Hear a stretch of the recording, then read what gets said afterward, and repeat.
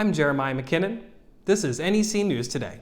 Here now are the top cannabis news stories from around New England for the last week of August 2022.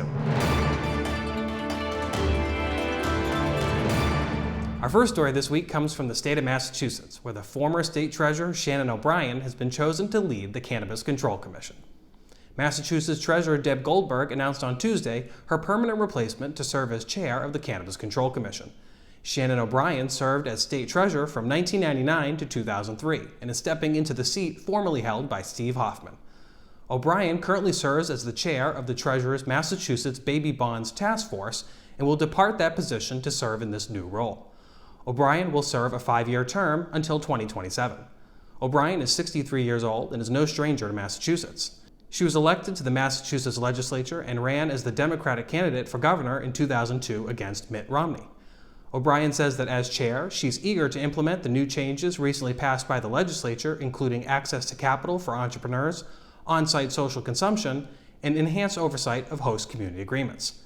This announcement comes on the heels of the 5-year anniversary of the Massachusetts Cannabis Control Commission on September 1st. For more information on this story, please visit our website. In Vermont, a credit union has stopped opening bank accounts to cannabis businesses after an explosion of interest. The Vermont State Employees Credit Union, also known as VSECU, has announced that they will no longer take on new cannabis accounts at this time. VSECU says that after taking on clients in Vermont's adult-use cannabis industry, the interest in opening a cannabis account has become excessive. According to the Vermont Cannabis Control Board website, VSECU is one of 4 financial institutions that provides banking services to Vermont cannabis businesses.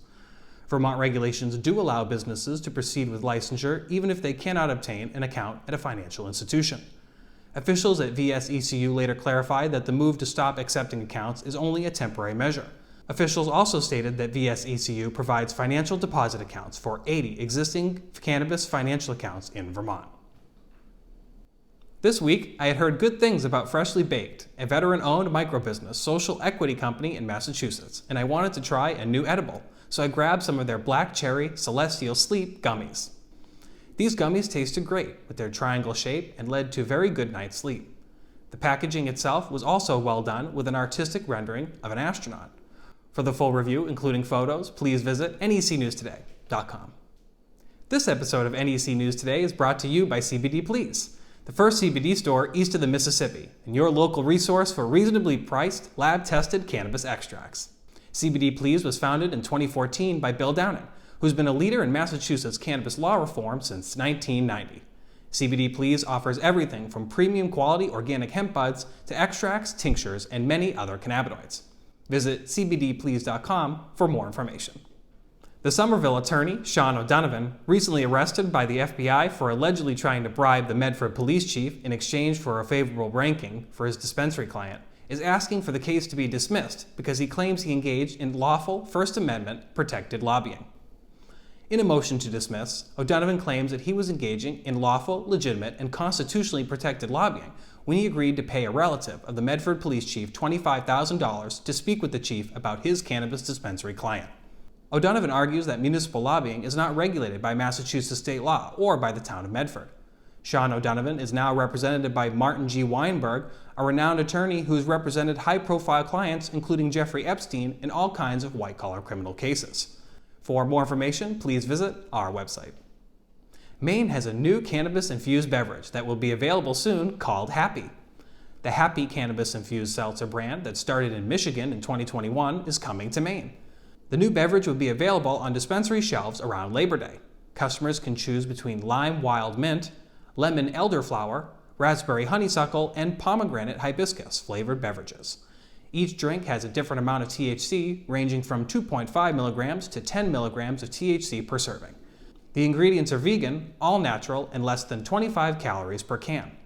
According to the announcement, the drink will debut at select dispensaries in Maine, including Cannabis Cured, Silver Therapeutics, and Venus and Mars. For more information on this new product, please visit necnewstoday.com. In Cambridge, Massachusetts, a new medical marijuana dispensary has announced that they will open to patients and caregivers on September 2nd. Commonwealth Alternative Care announced that their Cambridge medical marijuana dispensary has received all of the necessary approvals to open on September 2nd. According to the announcement, the store is 5,000 square feet and will offer a wide selection of products including flower, concentrates, edibles, and topicals. Commonwealth Alternative Care also operates dispensaries in Brockton and Taunton. With the opening of Commonwealth Alternative Care, there are now 3 medical marijuana dispensaries operating in the city of Cambridge. Political candidates across New England are letting voters know how they feel about legalizing cannabis. In New Hampshire, Democratic gubernatorial candidate Dr. Tom Sherman posted a video of himself on Twitter where he promises to take common-sense steps to finally legalize adult-use cannabis. Sherman will likely go up against incumbent Republican Governor Chris Sununu in the general election.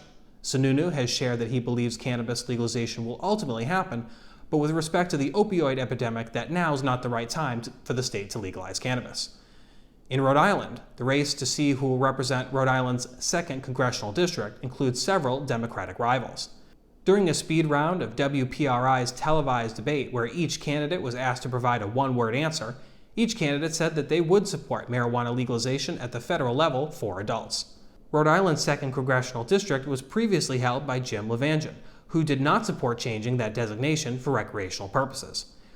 For more information on this story, please visit our website.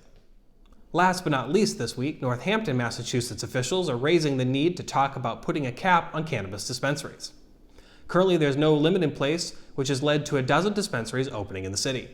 A new proposal to bring yet another shop to a former pizza store in the Florence neighborhood is causing some to question whether a limit should be put in place. Several officials have said that they would support having an open discussion to understand where the community stands on this issue. New England Treatment Access in Northampton became the first adult-use dispensary to open in Massachusetts back in November of 2018. Since then, Northampton has generated tax revenue that's helped the city, including more than $1 million in the past fiscal year. City Councilor Alex Jarrett, who represents Ward 5, pointed to the city's existing rules that would limit the number of liquor licenses, arguing that the town has the ability to do the same thing with cannabis. For more information on this story, please visit our website.